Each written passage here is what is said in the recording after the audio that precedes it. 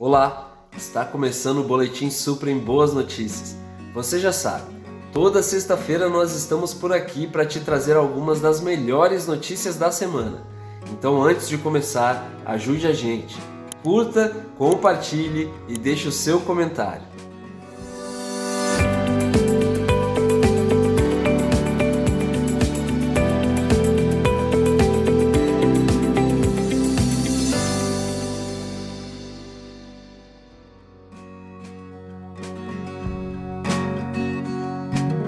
Nesta semana nós vamos começar com uma notícia surpreendente. Uma pesquisa desenvolveu um método para usar cabos submarinos de internet na conservação de baleias.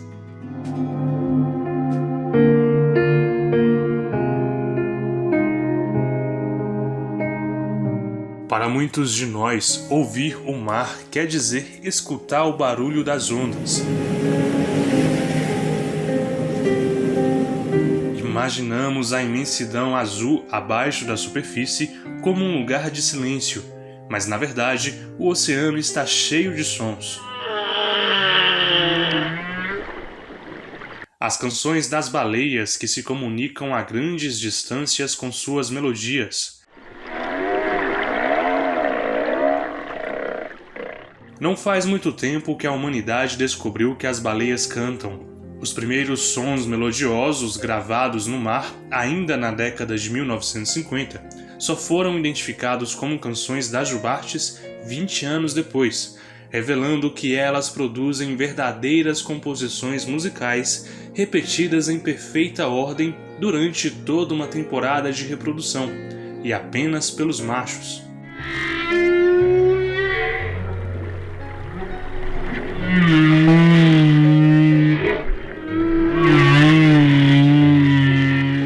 E são esses sons que podem ajudar a preservar a vida dos animais marinhos. Cientistas da Universidade de Cornell, nos Estados Unidos, afirmam que os cabos submarinos de internet podem ajudar a monitorar baleias e outros animais que emitem sons, ajudando a protegê-los por meio do monitoramento acústico.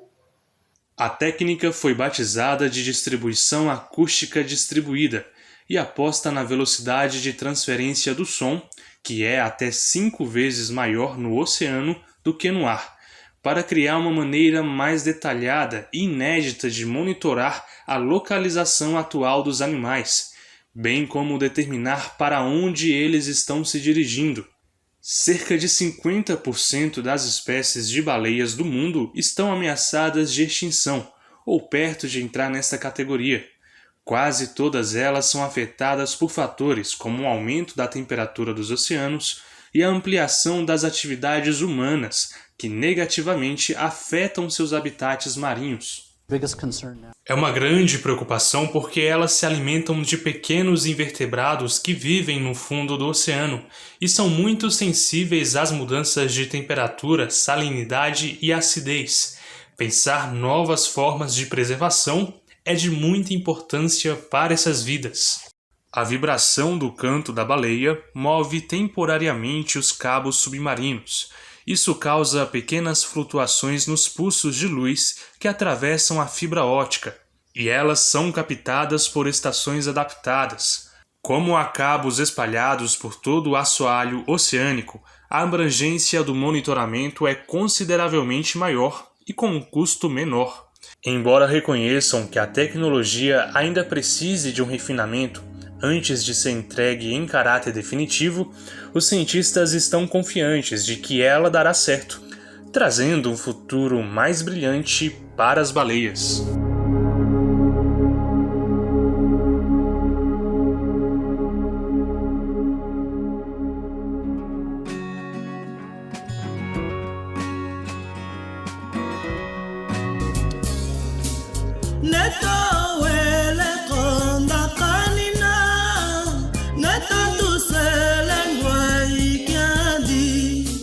Matanga edilu keto ngeye, matanga edilu keto ngeye, neto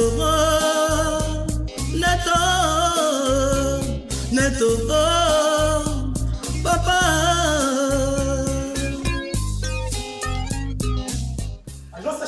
vermelhas de café, brancas do algodão, verdes dos milharais.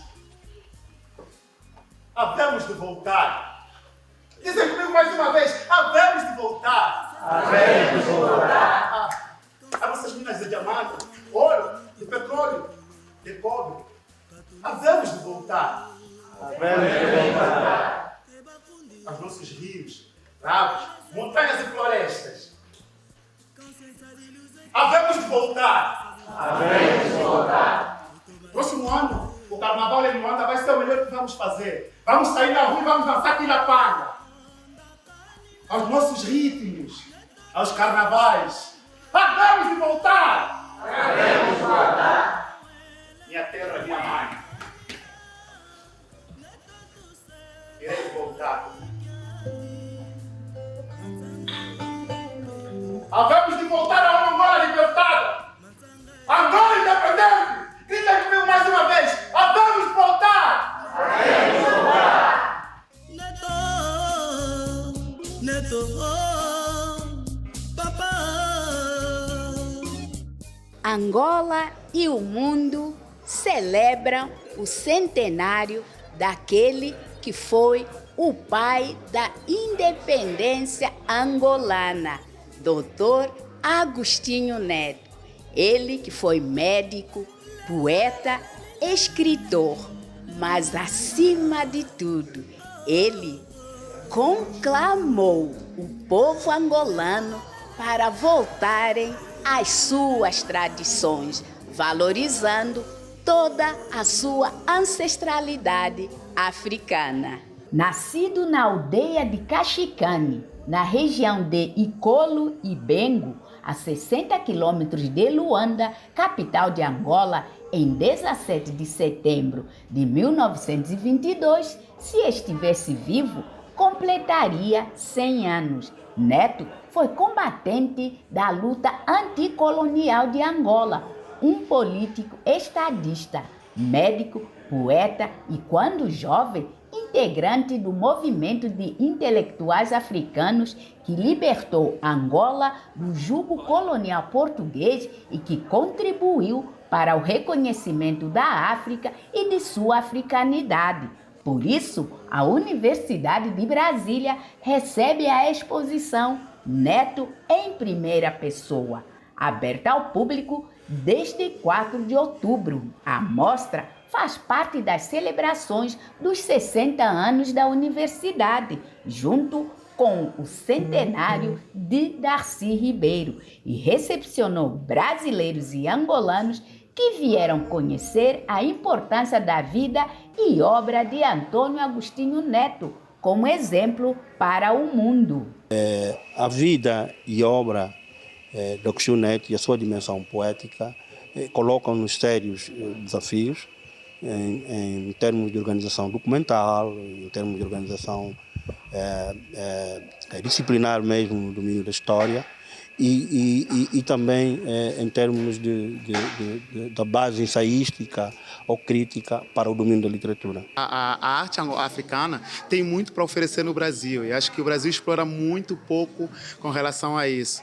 É necessário e urgente, por exemplo, ter intercâmbios como esse, porque isso mostra a grandeza da nossa cultura, mostra o quão a gente pode muito bem fortificar e engrandecer assim, a literatura brasileira, uma vez que 54% da população brasileira é negra, então eu acho que precisam consumir, se alimentar e ter todo esse conhecimento da nossa literatura, porque isso faz bem até para novas gerações que estão vindo aí, né? Angola hoje deu um passo bem em frente. Angola hoje deu um passo bem em frente. A união dos movimentos, se fosse feita na prática, a reação não passaria. Ei, Mangudá, ei, Mangudê, ei, Mangudá.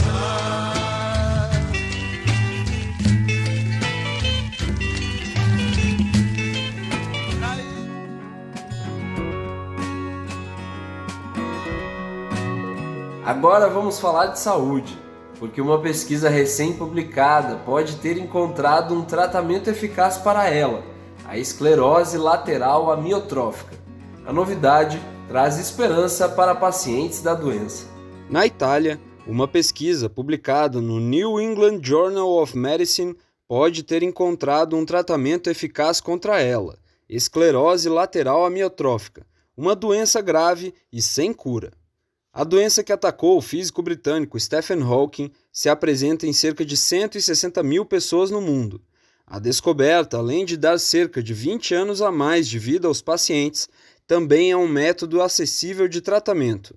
A pesquisa utilizou o medicamento Tofersen, que atua seletivamente no RNA mensageiro e bloqueia a síntese da proteína que foi alterada em função da doença. Segundo os cientistas, a tolerância dos indivíduos foi alta ao remédio e o efeito da terapia ficou evidente já durante o primeiro ano do tratamento.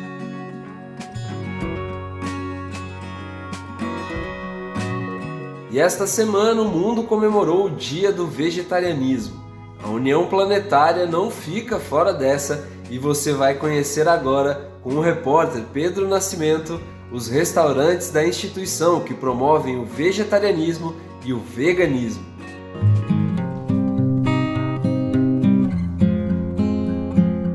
Dietas que excluem o consumo de carne estão cada vez mais comuns em todo o mundo.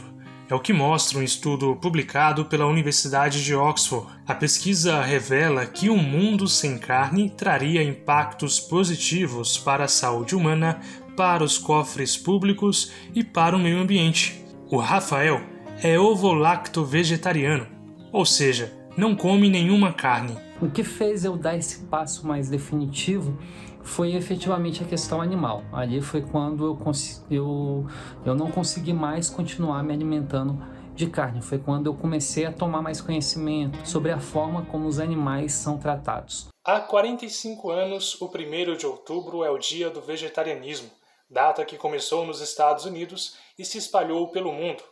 A última pesquisa Ibope sobre o assunto, realizada em 2018, aponta que 30 milhões de brasileiros são vegetarianos. O resultado indica um crescimento de 75% em relação a 2012, quando cerca de 8% da população se declarou adepta ao vegetarianismo. Soma-se a essa categoria o conceito hoje de vegano, mas o vegano é uma postura que ultrapassa a questão alimentar. O vegano, ele não usa couro, ele não usa shampoo que tenha sido testado em animais, ele tem uma postura, não come mel, não usa lã, né? E tem uma postura em geral mais assim, ativista em relação ao tema. Pelo Brasil não faltam restaurantes adeptos à prática. Bistrô Utopia e Suprem Verde estão na lista. Os dois são gerenciados pela União Planetária. Localizados em Brasília, os espaços trazem comida saudável e voltada para o consumo de alimentos que não envolvam o sofrimento animal. Fora isso, nós temos opções de salgados diversos, lanches, café da manhã. Temos um cardápio de café, assim, de cafeteria espetacular. Eu acho que vale a pena vir conhecer. O Bistrô Utopia está localizado dentro do Beijódromo, na Universidade de Brasília, e o Suprem Verde na 203 Norte.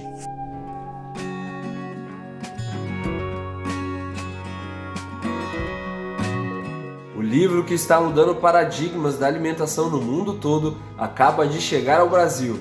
O futuro da comida é o debate que a obra promove para dialogar sobre o consumo de alimentos de origem animal. O futuro da comida. Já imaginou um mundo sem consumo de carne? Essa é a reflexão trazida no livro da antropóloga holandesa Roanne van Voorst sobre mudanças nos hábitos que envolvem mais do que alimentação. A obra leva aos leitores um cenário de transformação e conscientização sobre o consumo de alimentos livres de sacrifício animal, uma vez que na década de 1990 havia no mundo cerca de 1 milhão de pessoas que não consumiam carne, que não usavam produtos de origem animal. Mas em 2015 o número centuplicou e hoje se fala de pelo menos 750 milhões de indivíduos. No livro, a doutora vinculada à Universidade de Amsterdã é vista como uma antropóloga do futuro, por ter uma pesquisa concentrada no que a escritora chamou de humanidade sustentável. Ela mostra que a redução do consumo de proteínas de origem animal é uma das únicas maneiras de reverter o aquecimento global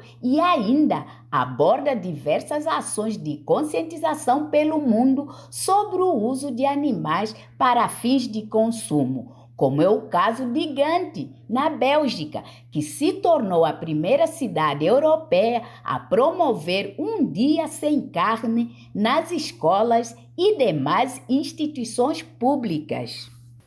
A obra nasce de profunda pesquisa acadêmica e no Brasil será lançada pela Editora Nacional.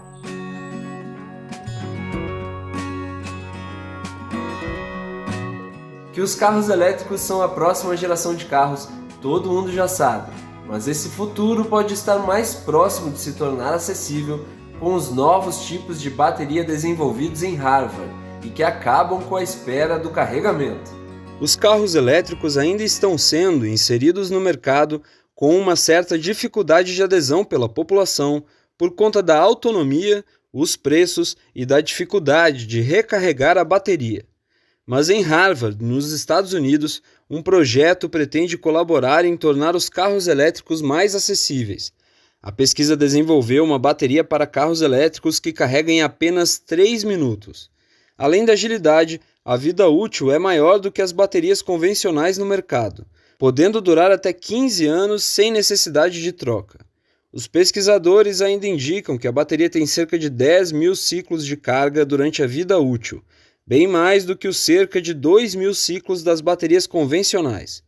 Agora, os estudiosos estão concentrados em conseguir reduzir o tamanho da bateria para aumentar as possibilidades de uso do produto. Esta foi apenas uma amostra das notícias positivas na semana. No nosso canal você acompanha as boas ações e mudanças positivas que estão acontecendo por aí, além de um conteúdo que vai te motivar a espalhar o bem.